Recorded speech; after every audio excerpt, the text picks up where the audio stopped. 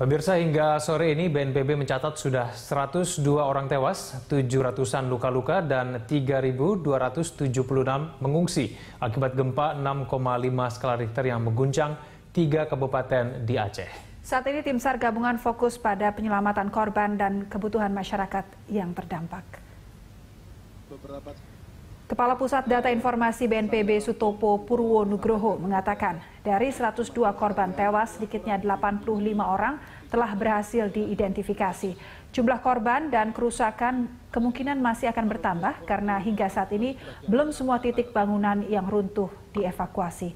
Untuk mempermudah pencarian korban di reruntuhan, tim SAR gabungan menerjunkan ahli-ahli dan teknologi canggih.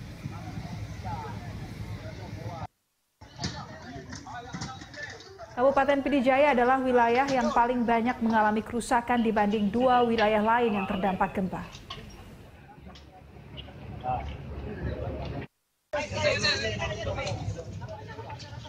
Skala bencananya adalah bencana tingkat provinsi. Dan ini sudah dituangkan di dalam surat keputusan Gubernur Aceh, di mana 3 daerah yang terdampak yaitu Kabupaten Pidijaya, Kabupaten Biren, dan Kabupaten Pidi. Masa tanggap darurat ditetapkan selama 14 hari, terhitung tanggal 7 Desember sampai dengan tanggal 20 Desember. Sehingga di dalam penanganan darurat ini fokusnya adalah pencarian penyelamatan korban, kemudian rapat koordinasi, kaji cepat, penentuan status keadaan darurat, pemenuhan kebutuhan dasar bagi para pengungsi, pemulihan dan segera sarana prasarana vital yang lainnya. Ini yang dilakukan saat ini. Nah, sampai saat ini update terkait dengan dampak gempa, 102 orang meninggal dunia. Jadi ini saya sampaikan totalnya yang tersebar di 3 kabupaten, nanti perinciannya. Total 102 orang meninggal. KPK menggelar rapat pembahasan kajian pendanaan partai politik di Gedung KPK Jakarta. Sejumlah hal turut dibahas, mulai dari besaran dana yang akan diberikan oleh pemerintah hingga format rekrutmen kader yang direkomendasikan oleh KPK. Menurut Wakil Pimpinan KPK, Laude M. Syarif, pemberian dana parpol oleh negara sebesar 13 miliar dirasa tidak mencukupi kebutuhan partai. Untuk itu perlu adanya tambahan alokasi negara yang ditaksir mencapai 9,3 triliun rupiah. Namun dana tersebut besarannya dibagi 2 antara partai politik dengan pemerintah. Sistem pemberian dana pun akan dilakukan bertahap selama kurun waktu 10 tahun dan dengan pengawasan yang ketat. Langkah penambahan dana parpol bertujuan untuk menghindarkan kader partai politik yang menghalalkan segala cara untuk membiayai partainya. Ketika APBN masuk menjadi salah satu bagian dari keuangan partai politik, maka pasti akan ada audit di situ. Jadi sekarang partai politik secara tidak langsung juga harus menyiapkan diri untuk mempersiapkan tata kelola yang sesuai dengan penggunaan anggaran pendapatan belanja negara. Oleh karena dia bisa diaudit, maka pasti BPK dan BPKP bisa memeriksanya. Memasuki hari ke-9, banjir yang merendam pemukiman warga di Kecamatan Teluk Jambe, Karawang, Jawa Barat masih belum juga surut. Akibatnya banyak warga mengalami demam dan gatal-gatal. Ketinggian banjir yang disebabkan meluapnya Sungai Citarum dan Cibet ini masih mencapai 1 meter. Warga hingga kini masih mengungsi ke wilayah yang tidak terendam banjir. Banjir yang merendam pemukiman membuat pompa air di rumah warga rusak. Akibatnya warga terpaksa menggunakan air kotor untuk keperluan sehari-hari.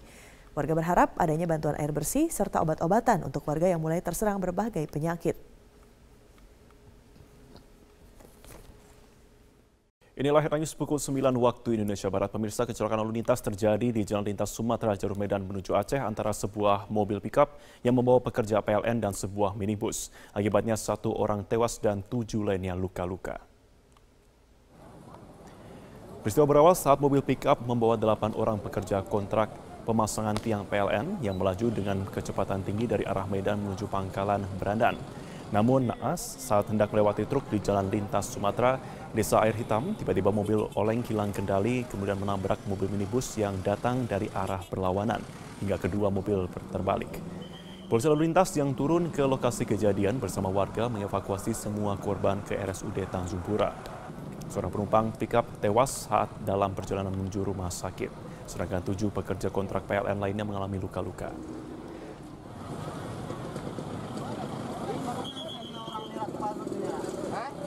Sejumlah pimpinan kementerian dan lembaga menjadi pembicara dalam rapat koordinasi yang dihadiri seluruh gubernur di Indonesia. Panglima TNI Gatot Nurmantio ini menjadi salah satu pembicara.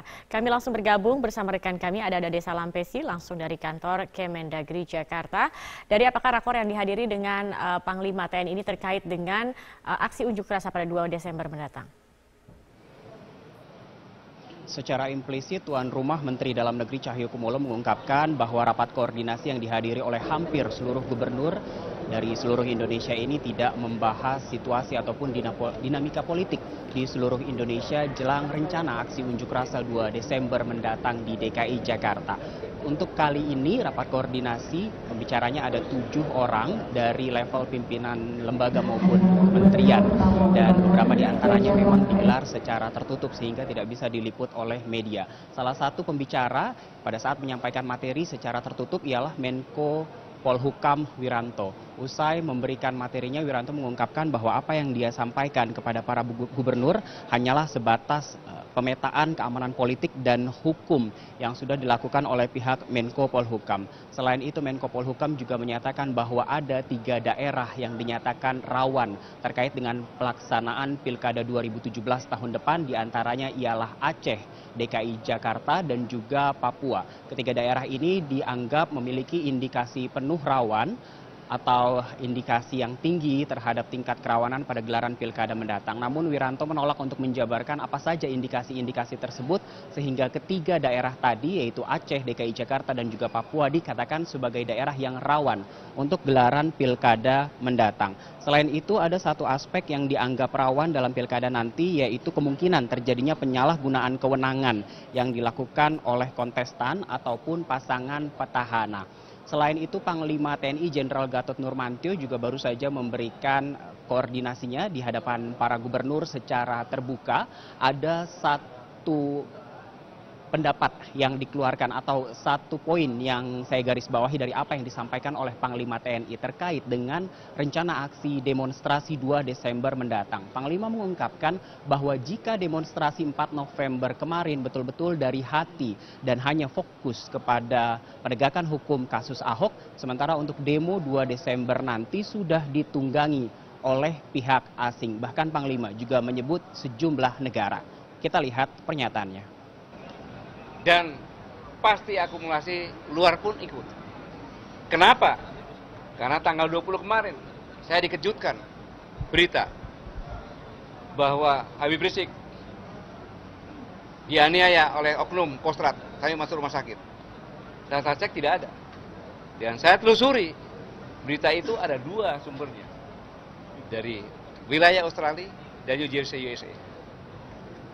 Menteri Dalam Negeri Cahyokumolo tadi usai Panglima TNI memberikan pemaparannya meminta kepada seluruh masyarakat Indonesia untuk betul-betul cerdas dan menyikapi dengan bijak mana yang perlu dilakukan dan mana yang tidak agar keutuhan bangsa Indonesia tidak mudah dipecah belah oleh pihak asing terutama dari negara-negara lain yang memiliki kepentingan di Indonesia untuk memecah belah bangsa.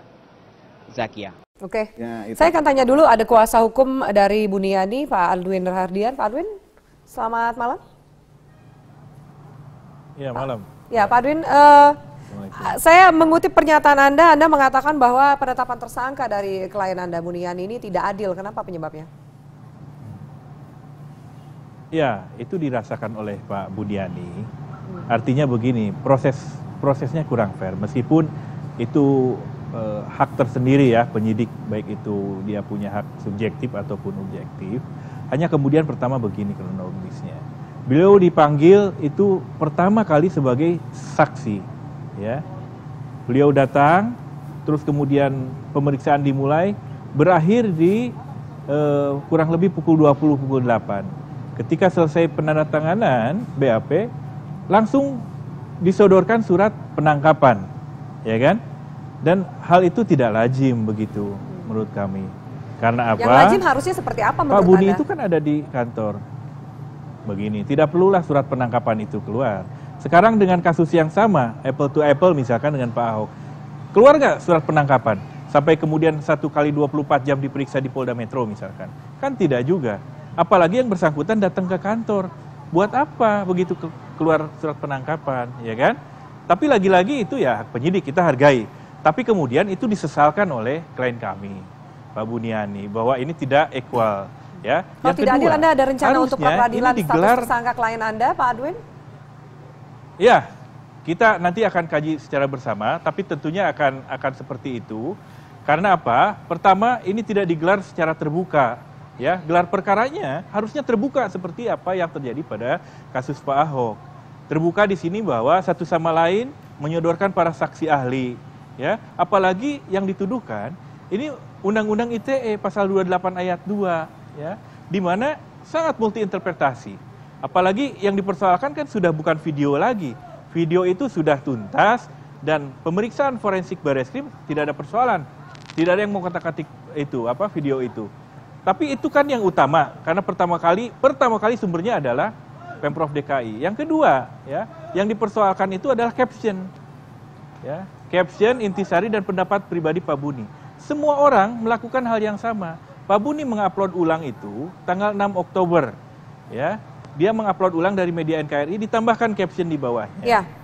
Nanti saya akan bacakan ya Pak, saya akan bacakan Pak Adwin melakukan hal yang sama. Supaya pemirsa juga paham apa yang disangkakan terhadap klien Anda Buniani ini. Tersangkanya adalah kasus dugaan pencemaran nama baik dan penghasutan terkait SARA, bukan karena mengupload video tersebut. Nanti saya akan bacakan 3 paragraf yang kemudian dianggap pihak kepolisian sebagai salah satu alat bukti. Kami lanjutkan pemirsa sesaat lagi, tetaplah bersama kami di Prime Time.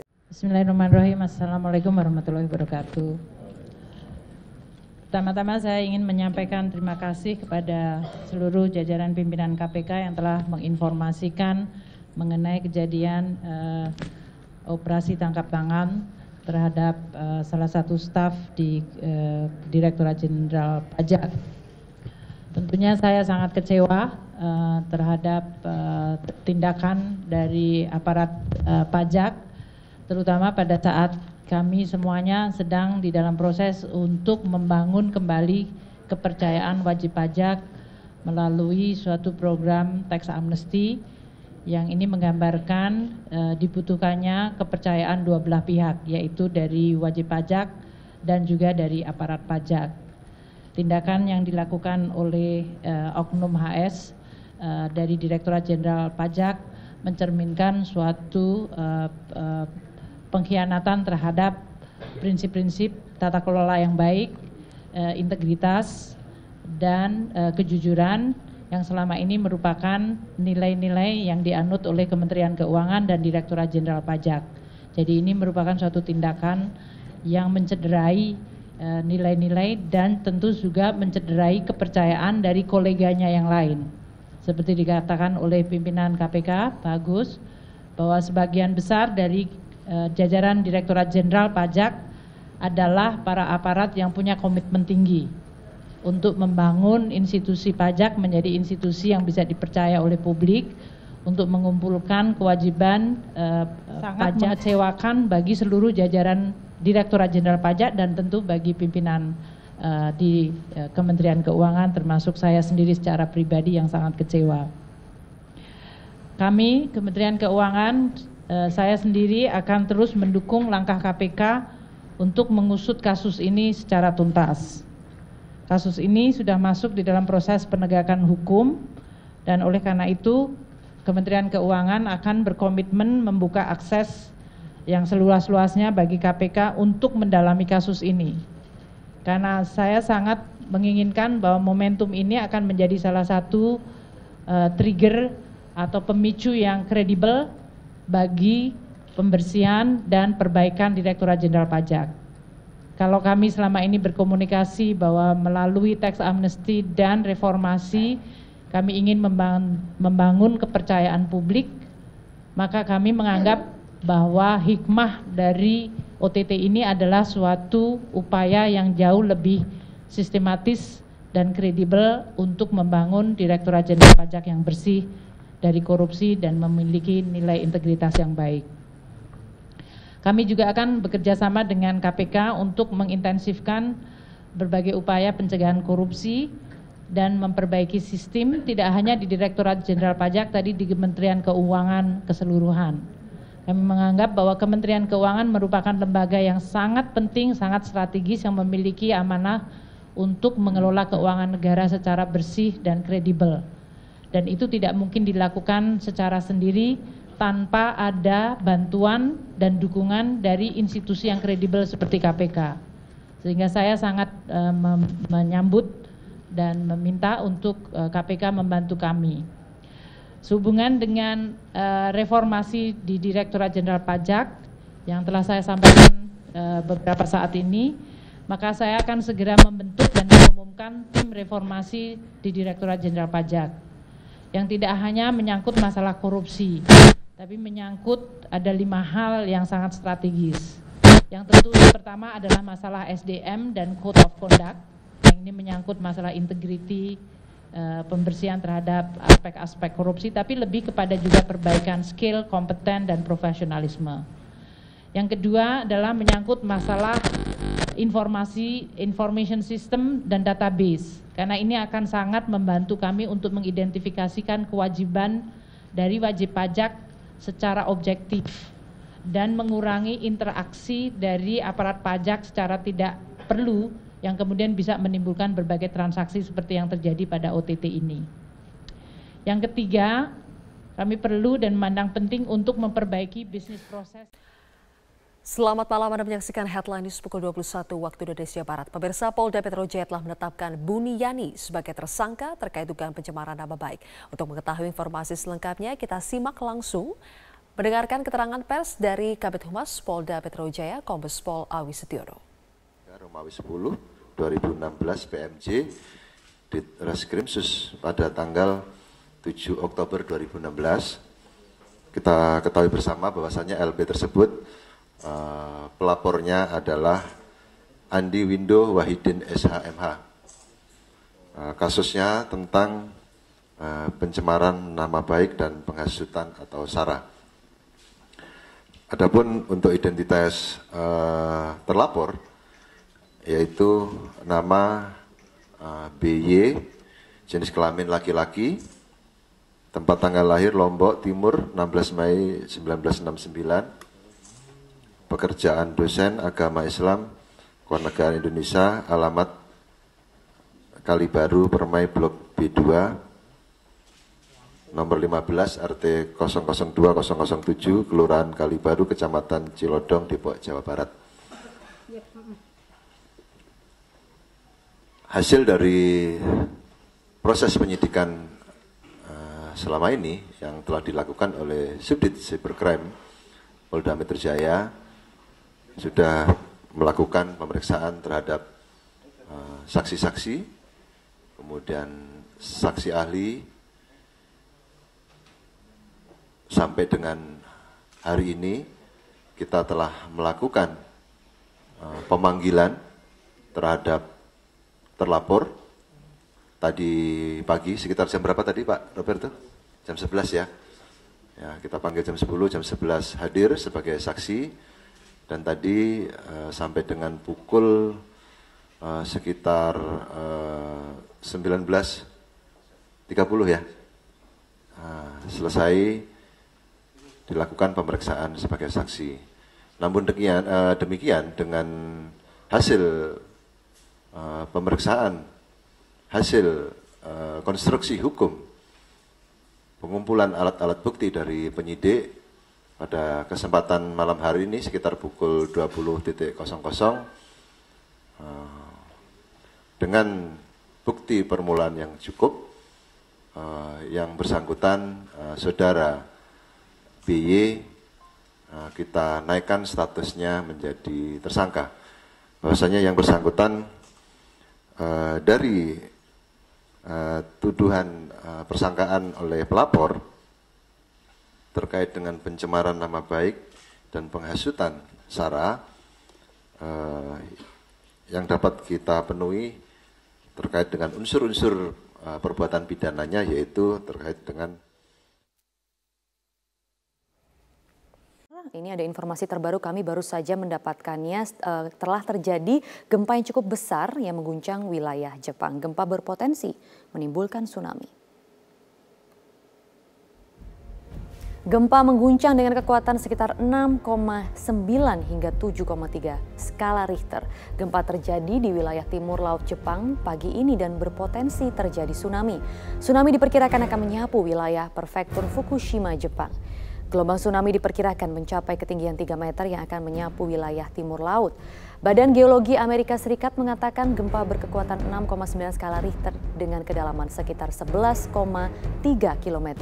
Namun Badan Geologi Jepang memperkirakan gempa berkekuatan 7,3 skala Richter ini terjadi pada pukul 6 pagi waktu Jepang di perairan Fukushima. Di wilayah timur laut Jepang terdapat 4 lempeng tektonik yang memungkinkan terjadi gempa setiap tahunnya. Sebelumnya beberapa tahun lalu wilayah ini juga pernah diguncang gempa yang cukup hebat. Waktu itu reaktor nuklir Fukushima rusak berat dan warga harus dievakuasi. Sementara pada bulan April lalu gempa mengguncang prefektur Kumamoto di wilayah selatan Jepang. 1.700 orang dievakuasi dan 50 orang meninggal dunia.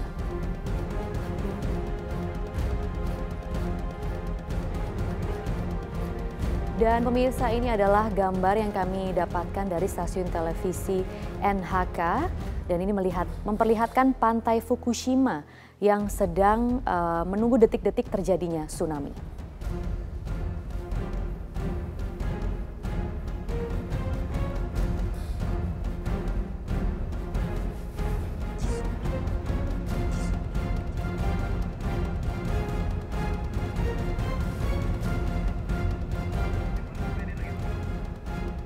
Ya, Jepang memang merupakan negara pemirsa yang sering terjadi gempa yang juga berpotensi terjadi tsunami dan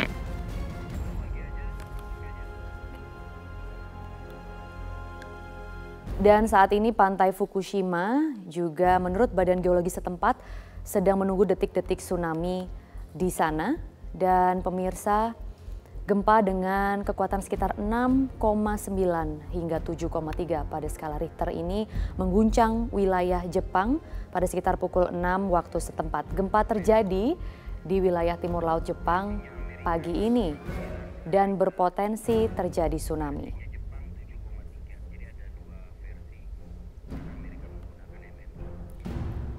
Dari Badan Geologi setempat sendiri, gempa ini diperkirakan mencapai 7,3 skala Richter. Dan gempa ini akan menyapu wilayah timur laut.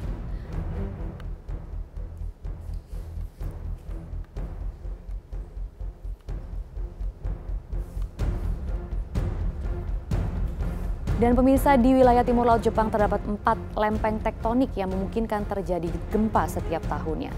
Sebelumnya beberapa tahun lalu wilayah ini juga pernah diguncang gempa yang hebat. Waktu itu reaktor nuklir Fukushima rusak berat dan warga harus dievakuasi.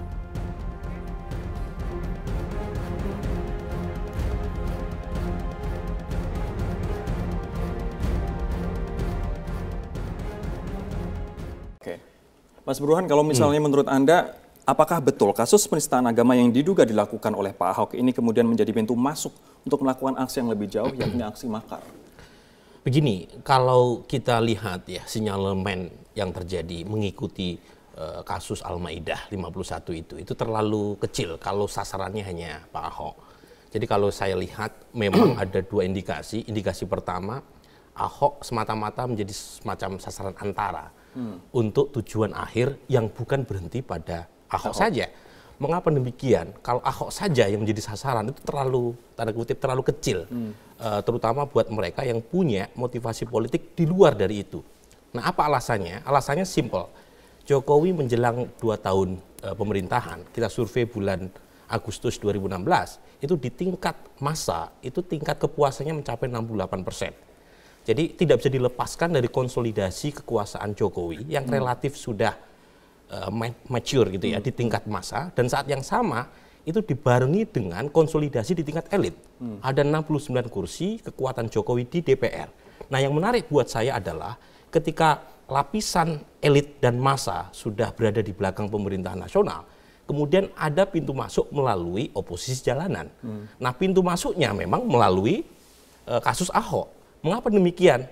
Karena kalau sudah bicara faktor primordial, itu rasionalitas berhenti. Dan kebetulan memang harus diakui, pernyataan Ahok itu politically incorrect gitu loh. Karena dia sudah masuk pada wilayah Ahok yang diyakini oleh sebagian orang. Gimana? Kenapa kemudian yang disasar Ahok tapi tujuannya jauh lebih dari itu? Siapa yang kemudian ini nggak bisa dilepaskan dari 2019. Kalau misalnya Jokowi terlalu kuat di tingkat massa dan di tingkat elit, sulit untuk bisa menyaingi Jokowi di 2019. Jadi ada dua tujuan utamanya.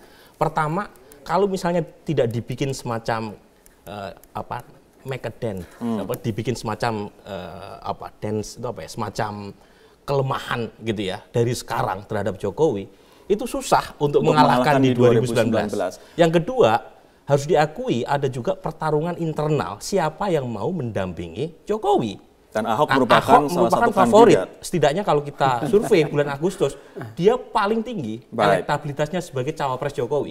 Kalau kemudian kasus ini itu praktis selesai sebenarnya buat Ahok kalau ingin menjadi cawapres. Kita harus jeda terlebih dahulu. Ada persoalan internal juga.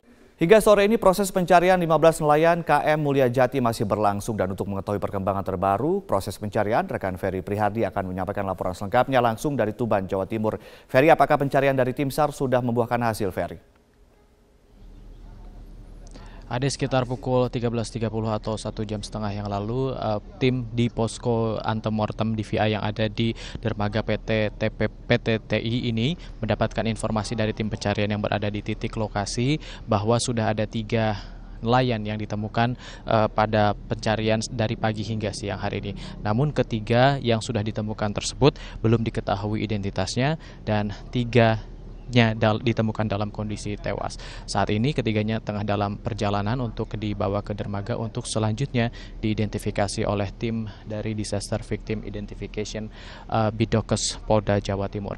Nanti 3 yang sudah ditemukan tersebut akan dibawa untuk selanjutnya diidentifikasi di RSUD Tuban.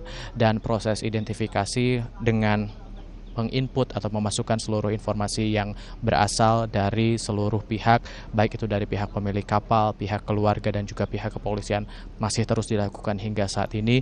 Terhitung sejak pukul 14 tadi, 15 identitas sudah diketahui secara nama, dan 2 nama yang baru masuk adalah atas nama Budi Kurniawan ataupun Wawan dan juga Marto atau Andri. Keduanya merupakan warga Kecamatan Jekulo, Kabupaten Kudus.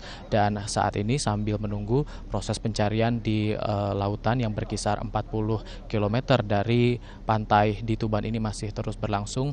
Diperkirakan batas pencarian untuk hari ini akan berlangsung hingga pukul 17 ataupun 17.30 melihat kondisi cuaca dan juga melihat kondisi pencahayaan, karena proses pencarian tidak mungkin dilakukan setelah malam hari. Ade. Ya, Ferry, lalu bagaimanakah dengan kemungkinan penyebab terjadinya tabrakan tersebut, Ferry? Ya, dari informasi yang kami kumpulkan dari tim kami di Surabaya yang mewawancarai Kasih Tertib Pelayaran di Kesyah Bandaran Utama Tanjung Perak, bahwa segala kemungkinan bisa saja terjadi, namun penyebab pasti dari 2 kapal yaitu MV Tyson 4 yang berbendera Vietnam dan juga KM Mulia Jati masih harus diteliti hingga nanti akan ditemukan kemungkinan ataupun penyebab pastinya. Namun kemungkinannya sampai saat ini ada 2 kemungkinan besar. Yang pertama adalah KM Mulia Jati tidak menyalakan lampu penerangan sehingga kondisi tersebut gelap dan KM Mulia Jati tidak terlihat oleh MV Tyson 4 sehingga tertabrak. Kemudian kemungkinan lainnya adalah MV Tyson 4 tidak menyalakan radar sehingga tidak bisa mendeteksi keberadaan kapal-kapal yang berada di sekitarnya sehingga timbullah atau terjadilah tabrakan tersebut. Namun secara ketertiban dari kedalaman kapal tersebut berlayar, 2 kapal tersebut berlayar dan juga jalur tidak ada yang dilanggar atau tidak ada yang salah, dan sampai saat ini harus dilakukan pendalaman lebih lanjut untuk mengetahui penyebabnya.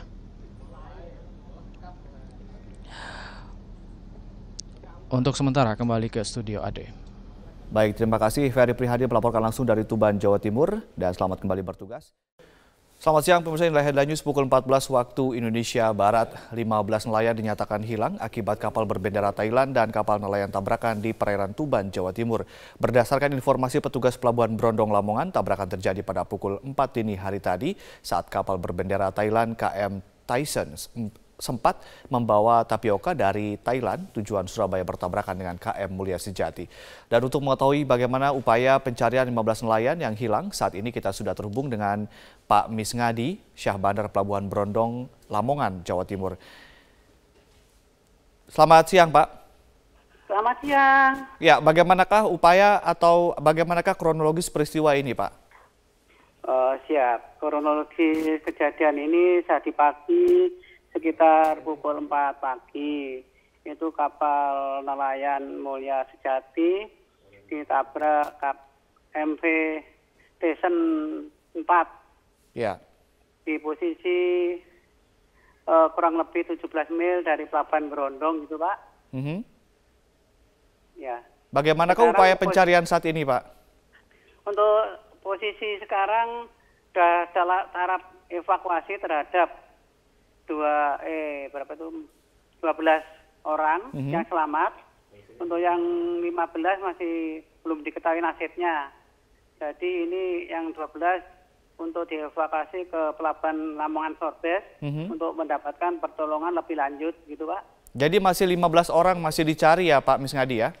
Siap. Ini Basarnas beserta tim lainnya menyisir para korban tersebut untuk mencari keberadaan mereka gitu, Pak. Baik, Pak Misngadi, dari 15 orang yang masih dicari, apakah warga negara mereka semua warga negara Indonesia, Pak?